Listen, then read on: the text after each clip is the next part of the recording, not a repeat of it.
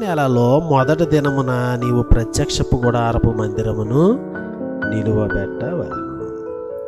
దేవుడు తన ప్రజలకు విడుదలనిచ్చాడు, నిబంధన చేశాడు. దేవుని ప్రజలుగా వాళ్ళు జీవించడానికి దేవుడు ధర్మశాస్త్రాన్ని ఇస్తాడు.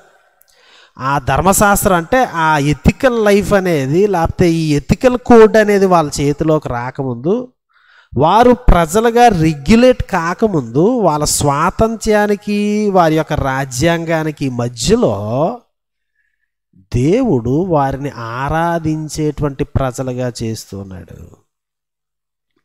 ఈ సత్యాన్ని గమనించాలి. ఇశ్రాయేలు జనాంగం విడుదలొచ్చింది, బానిసత్వం ఎగిరిపోయింది.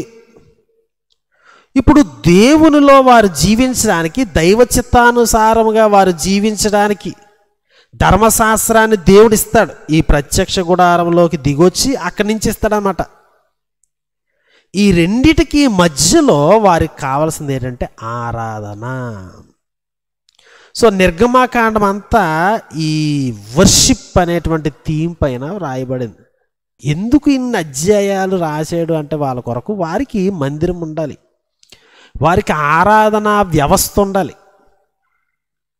విడుదల నొందినటువంటి ప్రజలు, రక్షించబడినటువంటి ప్రజలు, విమోచించబడినటువంటి ప్రజలకు కావలసినటువంటి అత్యంత ప్రాముఖ్యమైన విషయం ఏంటంటే ఆరాధనా వ్యవస్థ ఉండాలి.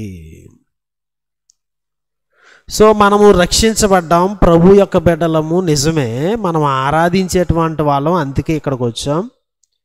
మన ఆరాధనా వ్యవస్థ ఏ విధంగా ఉన్నది అనేది మనము పరీక్షించుకోవాలి.